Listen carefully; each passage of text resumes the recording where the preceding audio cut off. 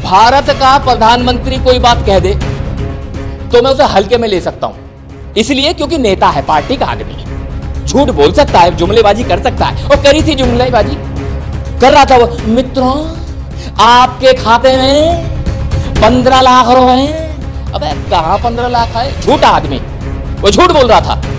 नेता है, झूठ बोल सकता है, क्योंकि आपको धर्म कर्म कर्म कांड अंट संट बाबा जी का घंट उसमें फंसा के रखा हुआ है, उसमें फंसा दिया बिल्कुल। साला ये तो पता है 84 घंटे वाली कहां घंटा बजा रही है, ये नहीं पता कि हमारे भविष्य को बर्बाद किया जा रहा है। ये जो नए युवा बैठे हैं ना, ये मोबाइल चलाते, कहां गए ये ऐसे वाले मोबाइल आ गए, कंप्यूटर वाले मोबाइल। ये साला इस पे नंगी नंगी लड़की देख रहे हैं, बोलो हाँ ये ना, नंगी लड़की देख रहे हैं इस पर। बर्बादी तो होगी तुम्हारी, क्यों नहीं होगी बर्बादी? अंटे संटे देखोगे तो मरोगे, मरोगे। केवल इतना ही तो दिख रहा है ना कि घोड़ी से दूल्हे को उतार दिया, अरे दूल्हा पिट गया, दोबारा ठीक हो जाएगा। लेकिन कलम से जो बर्बादी तय कर दी, आने वाली जनरेशन मार दी उन्होंने तुम्हारी। इसका दर्द किसको होगा? वो सरगर्म एक बारात पीट दी, अलग अलग राजनीतिक दल के लोग जा रहे हैं वहां पर, झंडा उठा रहे कि हाँ इनकी हम आवाज उठा रहे हैं। अरे जहां आवाज उठानी थी वहां तो आवाज उठाई नहीं इन लोगों ने। वो केवल फोटो खिंचवा रहे हैं, फोटो खिंचवा के वे फेसबुक पे डाल रहे हैं, जय जय जय जय जय भीम। अरे जय भीम करने से क्या बनेगा? मैंने सुना लोगों की अकल बदल जाती है, नस्ल नहीं बदलती। हो सकता है आपके काम करने का तरीका बदल जाए, लेकिन जो आपका डीएनए है ना, वही आपके बाप का है। जो आपके बाबा का डीएनए था, वो ये डीएनए आपका है। नस्ल ना बदले भाई साहब। तो हमारी जो नस्ल है, हमारी नस्ल भेड़ों की नहीं है। और इसी वजह से मेरे मन में तो दर्द उठा कि बर्बादी हो रही है, तो मैं कैसे चुप रह सकता था? तो दहाड़ने के लिए मैं यहां आ गया। अब आपके बीच में बात कर रहा हूं, बता रहा हूं, खुद भी जाग रहा हूं और आपको भी जगाने का प्रयास कर रहा हूं। जो स्वयं के ऊपर आस्तिक होता है, ये जितने लोग बैठे हैं सारे के सारे कर्मठ हैं, कामगार हैं। आपके बुजुर्गों ने आपको रोटी खिलाई, भले ही उन्हें पशुओं की खाल खींचनी पड़ी, बोलो हाँ या ना, काम किया नहीं किया? भले ही हमारे बुजुर्गों ने जूते बनाए, काम किया नहीं किया? और आज भी कर्मचारी देख लो, मकान बनाने वाला हम, ईंट ढोने वाले हम, है ना, लोहे का काम करने वाले हम, चमड़े का काम करने वाले हम, जितने कारीगर मिलेंगे अधिकतर हमें मिलेंगे। लेकिन दुख इस बात का है, चमड़े का काम हम करते थे, बाटा कोई और बन गया। लोहे को हम पीटते थे और टाटा कोई और बन गया। यह बड़ी दुखद बात है, क्योंकि हम कारीगर के कारीगर रह गए और वो मालिक बन गए। जानते हो ऐसा क्यों हुआ? क्योंकि हमने अपने आप को भेड़ों के बीच रखकर स्वयं को भेड़ स्वीकार कर लिया। मैं आपके बीच में आके आपको एहसास कराने आया हूं, हम भेड़ नहीं हैं, हम शेर थे, शेर हैं और हम शेर ही रहेंगे, क्योंकि नस्ल ना बदलती। मैंने सुना लोगों की अकल बदल जाती है, नस्ल नहीं बदलती। हो सकता है आपके काम करने का तरीका बदल जाए, लेकिन जो आपका डीएनए है ना, वही आपके बाप का है। जो आपके बाबा का डीएनए था, वो यही डीएनए आपका है। नस्ल ना बदले भाई साहब। तो हमारी जो नस्ल है, हमारी नस्ल भेड़ों की नहीं है। और इसी वजह से मेरे मन में तो दर्द उठा कि बर्बादी हो रही है, तो मैं कैसे चुप रह सकता था? तो दहाड़ने के लिए मैं यहां आ गया। अब आपके बीच में बात कर रहा हूं, बता रहा हूं, खुद भी जाग रहा हूं और आपको भी जगाने का प्रयास कर रहा हूं।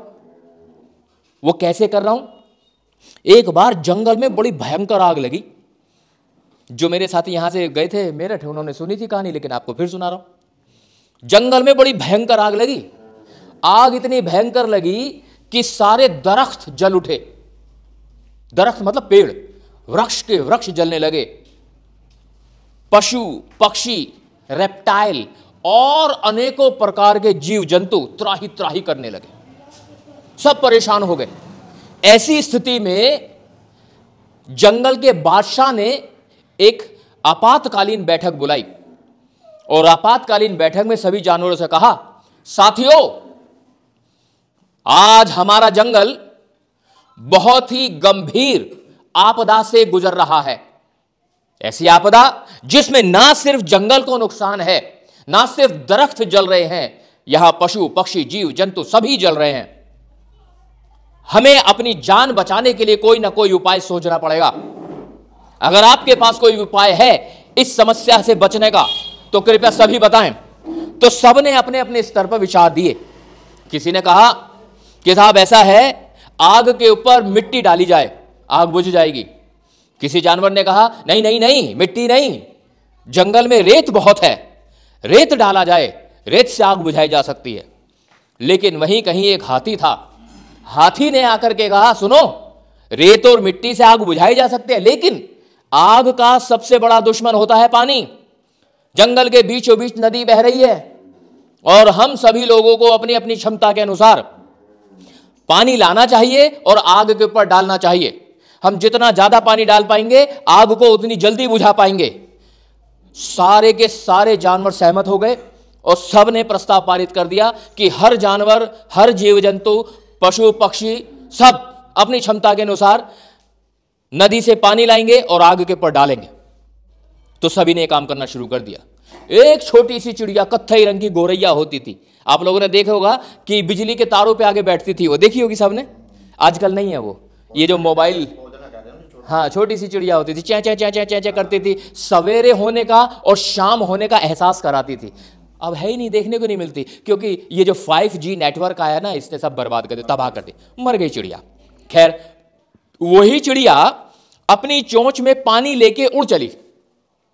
अभी उड़ के जा रही है, उड़ती हुई चिड़िया को देखा एक डाल पे बैठे हुए कौवे ने। कौवा कहने लगा अरे चिड़िया तेरा दिमाग खराब हो गया है क्या? तो देखते नहीं कितनी भीषण आग लगी हुई है, इतनी भीषण आग के पास जाएगी तो जल जाएगी, तेरे पंख झुलस जाएंगे। अरे जा जाकर के अपने घोंसले में आराम कर, अपने बच्चों का ख्याल कर, तुझे क्या पड़ी है पानी डालने की, मूर्ख चिड़िया। और सुन, तेरी चोंच में पानी आता ही कितना है और उससे फर्क क्या पड़ने वाला।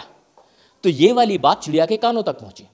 चिड़िया रुकी, पलट के आई और आके कहने लगी सुनो चाचा कल्लू, मैं अपनी चोंच में पानी भरकर इस आग के ऊपर इसलिए नहीं डाल रही हूं कि मेरे पानी डालने से आग बुझ जाएगी ना, मैं तो अपनी चोंच में पानी भरकर इसलिए जा रही हूं कि जब इस जंगल की बर्बादी का इतिहास लिखा जाएगा ना, तो मेरा नाम वफादारों में आएगा, गद्दारों में नहीं आएगा, भले ही मैं मर जाऊं। बात समझ में आई? ठीक उसी तरह से गाजियाबाद से एक छोटी सी चिड़िया उड़ के आई है चश्मा लगा के। हो सकता है मेरी चोंच में थोड़ा सा पानी आए और इस समाज में लगी हुई आग को ना बुझा पाए, लेकिन याद रखिएगा जब हमारे समाज की बर्बादी का इतिहास लिखा जाएगा तो सतीश बौद्ध का नाम वफादारों में आएगा, गद्दारों में नहीं आएगा। कम से कम मैं आने वाली जनरेशन को यह कहूंगा कि जिस समय तुम्हारी बर्बादी हो रही थी तो मैं पाउटी में जाकर लोगों को समझा रहा था, नहीं समझ में आई तो उन लोगों की प्रॉब्लम थी, मैंने जिम्मेदारी निभाई। लेकिन गड़बड़ पता है क्या है? मैं तो आग बुझाने आया हूं, लेकिन जिन लोगों के भविष्य में आग लगी हुई है उन लोगों को ही नहीं पता। ये विडंबना है, क्योंकि अब जो मैं बात बताने जा रहा हूं मैं ये उम्मीद करके बता रहा हूं कि आपको पता होनी चाहिए, लेकिन अगर नहीं पता है तो याद रखिएगा ये स्थिति बहुत खराब है, बड़ी गंभीर स्थिति है जो मैं आपको बताने जा रहा हूं। मतलब आग लगी है और जिनके घरों में आग लगी है, जिनके भविष्य में आग लगी है, जिनकी आने वाली जनरेशन को तबाह किया जा रहा है, उन्हीं को नहीं पता। हुआ यूं, आपके जो बच्चे हैं, हमारे जो बच्चे हैं, वो पढ़ने जाते हैं, एक उम्मीद से पढ़ने जाते हैं। उम्मीद ये होती है कि पढ़ने के बाद मेरे बेटे को नौकरी मिलेगी, नौकरी भी सरकारी मिलेगी, ये एक उम्मीद होती है। मैं आपसे सवाल पूछना चाहता हूं, हमारे समाज को जो सरकारी नौकरियां मिली हैं या वर्तमान में सरकारी नौकरियां मिल रही हैं, उसका आधार क्या है? कोई बताएगा मुझे? आरक्षण। सहमत है सब लोग इस बात से? आवाज नहीं आ रही मुझे। हाँ जी, आरक्षण से मिलती है नौकरी, नहीं मिलती? मिलती है। एहसान है बाबा साहब का, अपनी खाल को उतरवा के उसका जूता बना के अगर बाबा साहब कहीं से आ जाए, उन्हें पहना भी दूं ना तो भी कर्जा ना उतार पाऊंगा मैं। इतना बड़ा एहसान है बाबा साहब का पूरे समाज के ऊपर। हमारे समाज का एक बहुत बड़ा तबका सरकारी नौकरी में जाके संपन्न हुआ है और उन सरकारी नौकरों को देख करके बाकी लोगों में भी प्रेरणा आई है, उनका भी आर्थिक स्तर सुधरा है। जो ये अधिकार बाबा साहब हमें दे के गए, बाबा साहब ने क्या अधिकार दिया? संविधान में लिखा बाकायदा, अगर तमिलनाडु में वैकेंसी निकलती है और आपका बच्चा मेरठ का है तो उसे रिजर्वेशन मिलेगा, हरियाणा में निकलती है तो भी उसे रिजर्वेशन मिलेगा, पंजाब में निकलती है तो भी रिजर्वेशन मिलेगा, पूरे देश में किसी भी राज्य में निकले तो रिजर्वेशन मिलेगा। लेकिन 2014 में जैसे ही मनुवादी सरकार आई, वैसे ही उसने आपके आरक्षण को आपके राज्य तक सीमित कर दिया। मेरठ में पैदा हुए बच्चे को आरक्षण केवल उत्तर प्रदेश में ही मिलेगा, दिल्ली में नहीं मिलेगा, तमिलनाडु में नहीं मिलेगा, केरल में नहीं मिलेगा, महाराष्ट्र में नहीं मिलेगा। तो ईमानदारी से बताओ, ये काम बढ़िया हो गया आपके समाज के लिए? मुझे ना आवाज आ रही भैया, तो खराब हो गया ये काम, ये गलत हो गया। तो जब ये बताओ ये काम गलत हो रहा था, जब ये काम गलत हो रहा तो बताओ तुम्हारा नेता कहां सो रहा था? वो नेता जो दम भरता है कि मैं इस समाज का नेतृत्व कर रहा हूं, चाहे वो किसी भी झंडे वाले का, चाहे वो नीला झंडा है, चाहे हरा झंडा है, चाहे लाल झंडा है, कोई भी झंडा है, बताओ उसने आवाज उठाई थी क्या? संसद में आवाज उठाई किसी ने? 131 सांसद बैठे संसद में, आपके सारे के सारे दलाल और भड़वे हैं, उनके गले में अलग अलग पार्टियों के पट्टे पड़े हुए हैं। मालिक कहता है भौंको तो भौंकता है, मालिक कहता है काटो तो काटता है, कई बार तो अपने को काट लेता है। तो आपके आरक्षण को राज्य तक सीमित कर दिया गया और बात यही नहीं रुकी, बात आगे बढ़ी। आपके जो समाज के जो बच्चे हैं, जब वो कंपटीशन में बैठते हैं तो बड़े मेधावी छात्र भी हैं भाई, जो अच्छे मार्क्स लाते हैं, 96%, 97%, 98%, खूब मार्क्स लाते हैं।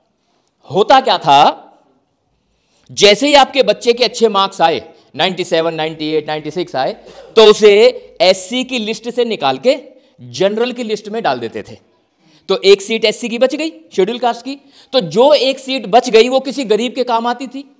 तो अच्छी बात थी, खराब बात थी? अच्छी बात थी। लेकिन जैसे ही मनुवादी सरकार आई, आते ही इसने इस काम को भी बंद कर दिया। अब आपके बच्चे के 100 में से चाहे 50,000% नंबर आ जाएं, वो रहेगा 15% में ही, उसे निकालकर जनरल में शिफ्ट नहीं किया जाएगा। तो ये काम बढ़िया हुआ, खराब हुआ? जब ये काम खराब हो रहा था तो बताओ तुम्हारा नेता कहां से हो रहा था? अगर मैं गलत बोल रहा हूं तो मुझसे सवाल करो डायरेक्ट, बकवास करने नहीं आए आपके बीच में। ये दर्द है, महसूस हो रहा है? जंगल में आग लग रही है, बोलो हाँ है ना? लग रही है ना जंगल में आग? एक सवाल और है, सच बताना, ईमानदारी है, झूठ मत बोलना कोई भी। क्या आपको ये वाली बात पता थी पहले से? ना। इसका मतलब क्या है? जिनके भविष्य में आग लग रही है उन्हें नहीं पता। अब बताओ क्यों नहीं पता? बताओ क्यों नहीं पता? क्योंकि आपको धर्म कर्म कर्म कांड अंट संट बाबा जी का घंट उसमें फंसा के रखा हुआ है, उसमें फंसा दिया बिल्कुल।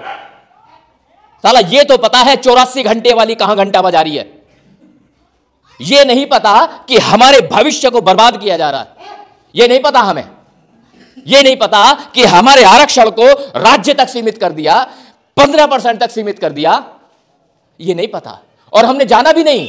ये जो नए युवा बैठे हैं ना, ये मोबाइल चलाते, कहां ये रहा, ऐसे वाले मोबाइल आ गए, कंप्यूटर वाले मोबाइल। ये साला इस पे नंगी नंगी लड़की देख रहे हैं, बोलो हाँ या ना? नंगी लड़की देख रहे हैं इस पर। बर्बादी तो होगी तुम्हारी, क्यों नहीं होगी बर्बादी? अंडे संडे देखोगे तो मरोगे, मरोगे। केवल इतना ही तो दिख रहा है ना कि घोड़ी से दूल्हे को उतार दिया, अरे दूल्हा पिट गया दोबारा ठीक हो जाएगा, लेकिन कलम से जो बर्बादी तय कर दी, आने वाली जनरेशन मार दी उन्होंने तुम्हारी। इसका दर्द किसको होगा? वो सरधना में एक बारात पीट दी, अलग अलग राजनीतिक दल के लोग जा रहे हैं वहां पर, झंडा उठा रहे कि हाँ इनकी हम आवाज उठा रहे हैं। अरे जहां आवाज उठानी थी वहां तो आवाज उठाई नहीं इन लोगों ने, वो केवल फोटो खिंचवा रहे हैं, फोटो खिंचवा कर फेसबुक पे डाल रहे हैं, जय जय जय जय जय भीम। अरे जय भीम करने से क्या बनेगा?